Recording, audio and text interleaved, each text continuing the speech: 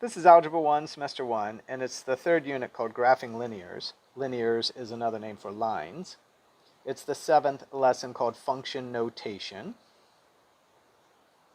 It's on creatormath.com under the Algebra 1 tab. You might have to Google creatormath.weebly.com to find the site. The instructions are copy the following problems into your composition book on the correct pages according to the table of contents with the notes for those pages from creatormath.com. To model that for you, because that can be difficult for students to find,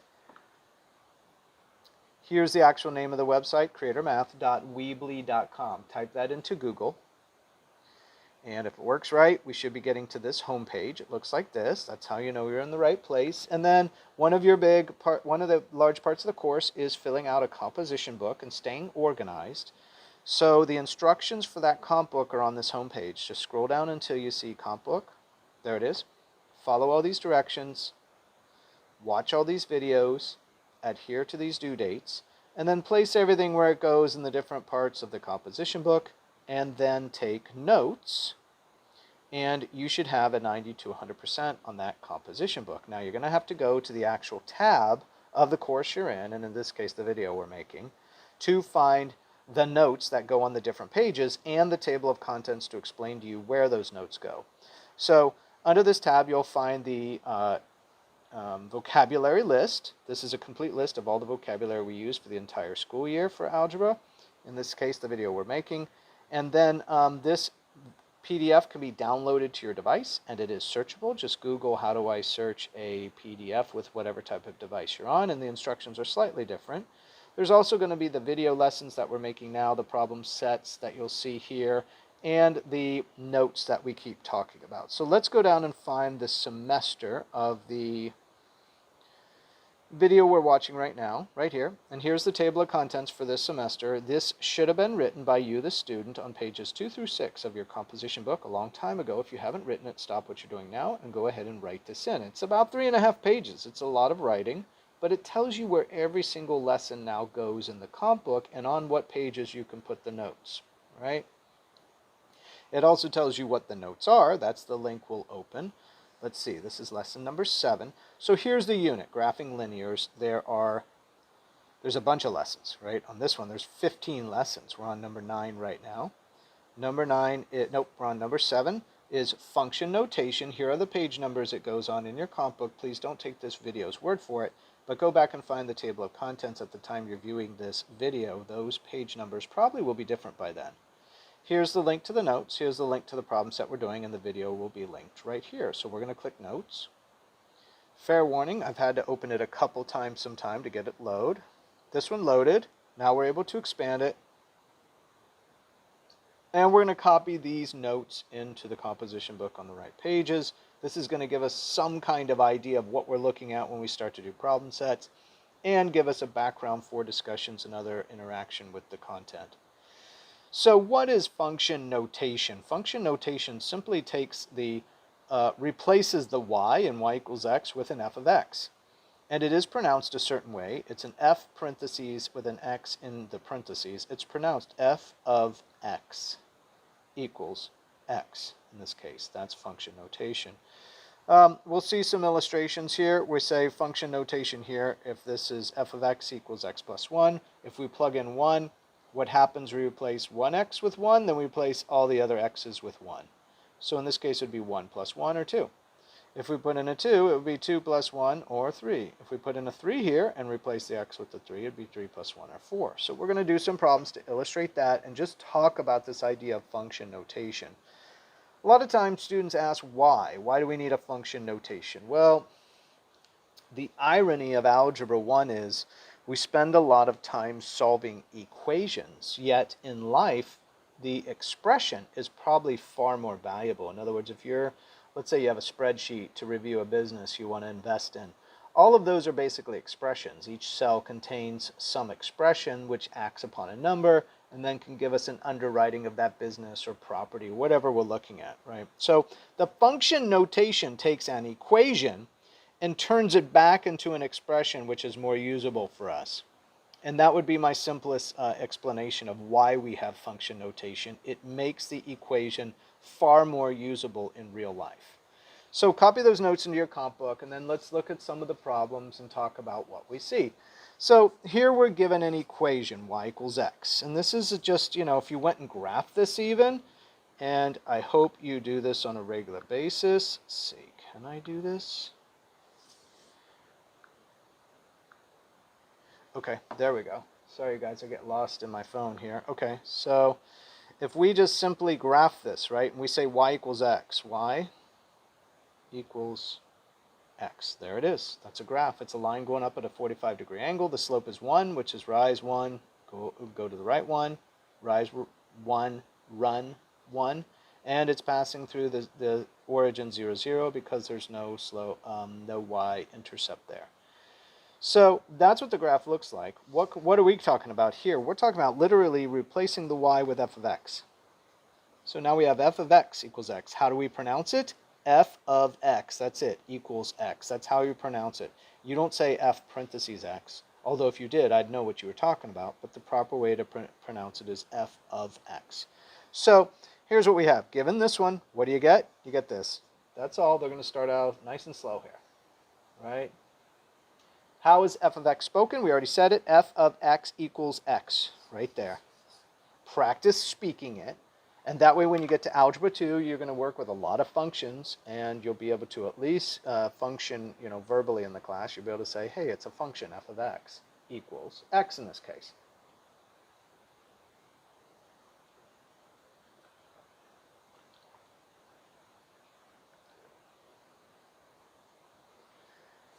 So the next question is, how is a function like f of x equals x used? Here's the answer. If we input 1 for x, then we write f of 1 equals 1. We replace the x's with the value being assigned to x. This is the correct answer, but let me try to elaborate a little bit. So here's your function, f of x equals x. What it allows us to do is now say f of 1. So we put something in for the x equals, guess what? It goes in for this x too, equals 1. All right, and you can imagine the next thing you could put in is, say you put in f of 20. Well, that equal 20. Whatever you put in for one x here, it goes in for the other x on the other side of the equals. Okay, see it there? See the pattern? And that's about it. That explains the whole thing, but now let's practice it a bunch of times. Given the equation y equals x plus 1, so here's the old way you saw it, y equals x plus 1, and you could graph it too. You could go here and say y equals x plus 1. There's a graph. It crosses through at the y-intercept now is 1. The slope here, mx, is still up 1 over 1, right? So that's the graph. By the way, just to show you this, can we literally type f of x? I mean, is this this function notation? Is this an accepted notation? Well, let's try it out. Let's plug it into Desmos and just type what we see. Instead of y, we're putting f of x, x plus 1. There you go. And notice, let's turn one off. Let's turn the blue one off. There's the red. Let's turn it back on. They're right on top of each other. These are equivalent graphs. It's a different notation. Notation is a way of writing it. So we're just going to replace this y with f of x equals x plus 1. How do we say it? So here you go. How is f of x equal to x plus 1 spoken? Quote, f of x equals x plus 1. Done. Right, now let's apply it and see what it looks like under use, or as we might use it. So let's say you got an f of x, this is what we have now, equals x plus 1, and we plug in a 1 for the x. We're going to put a 1 right here, and everywhere there's an x now gets replaced with that 1. So it's 1 plus 1 on the right, that's literally 2. So for this function, f of 1 equals 2. And that's what we have. If we input 1 for x, then we write f of 1 equals 1 plus 1, or f of 1 equals 2. We replace the x's with the value being assigned to x. And so, kind of exactly what students already know. Oh, I'm sorry, you guys. Can't keep this on the screen. Sorry. There we go. Might be a little bit better. Let me pause here a second.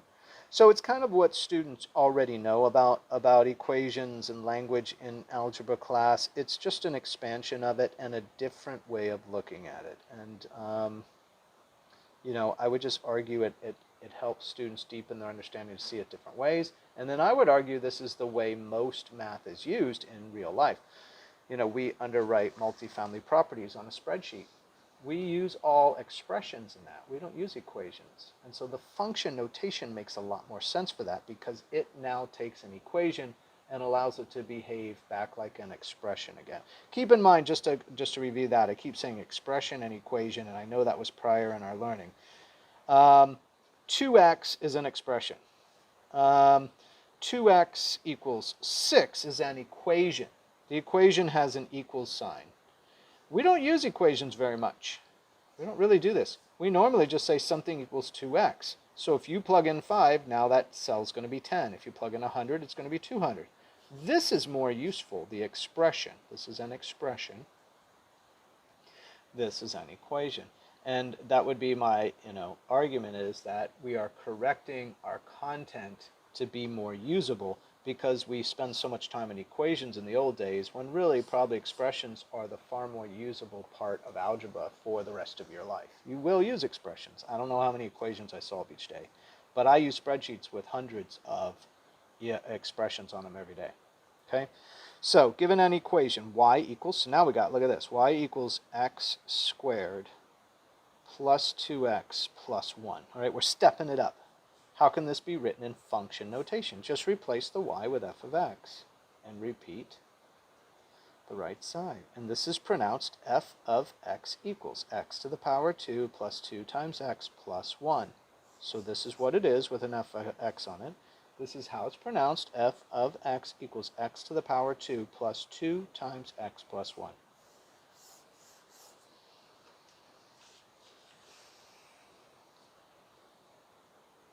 Okay, number 9. How is a function like f of x equal to x squared? Oh, how is it used? So here it is again. Here's f of x equals x squared plus 2x plus 1. Now if we take f and put in 1 for the x, now everywhere there's an x, we replace with a 1. What does this come out? 1 squared is 1, plus 2 plus 1 equals 4. So in this case, f of x equals this expression, and that's the function defined here. And f of 1 in this case is equal to 4. So if we input 1 for x, then we write f of 1 is equal to 1 to the power 2 plus 2 times 1 plus 1, or f of 1 equals 1 plus 2 plus 1, or f of 1 equals 4. We replace the x's with the value being assigned to x. That is how you use a function, and we literally just change out the y with the f of x, and now it gets to be sort of a plug-in machine. We can just plug in values for x so easily in this format. So given the following function, what would we have assigned? What would we have if we assigned x to equal 2? So here's the function. Now we're going to say f of 2, so everywhere there's an x, 2 squared plus 2 times 2 plus 1. What does this equal? 2 squared is 4. 2 times 2 is 4, plus the 1. 4 plus 4 is 8, plus 1, this equals 9. So we would be able to say here, f of 2 equals 9. Right? And it literally becomes an input machine, right? We input and it outputs. And this is a lot more reasonable for us in understanding why we use math. This is a lot more common, and we really do use it every day, depending on your business. For me, it's a finance spreadsheet that I use to analyze multifamily properties, and it's probably got, I don't know, 2,000 calculations in there that are just like this, right, for whatever we're calculating.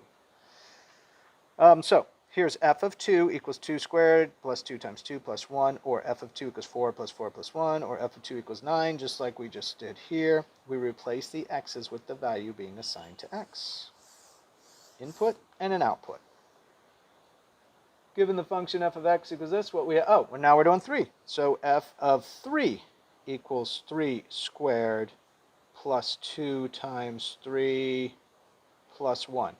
3 squared is 9. 2 times 3 is 6, plus 1, 9 plus 6 is 15, 15 plus 1 equals 16. So in this case, f of 3, for this defined function, equals 16. All right, so here we have it, f of 3, 3 squared plus 2 times 3 plus 1, just like we did, or f of 3 equals 9 plus 6 plus 1, or f of 3 equals 16. We replace the x's with the value being assigned to x. We input 3, input of 3, and we output a 16. Okay, which again, if you go back through the lessons, this is the 7th lesson of this graphing linears, and our prior lessons, you've heard about inputs and outputs, and this is one more example of it. You've heard about independent variables versus dependent. The input is independent because we get to select what we want. Given the following function here, what would it be for -1? Okay, so interesting. Let's throw a negative in here on our way out the door. So x squared would be -1 squared plus 2 times -1 plus 1. -1 squared is -1 times -1 is +1. 2 times -1 is -2 plus 1. So these are 2 positive 1s and a -2. That's 0. So in this case, for this function, f of -1 equals 0.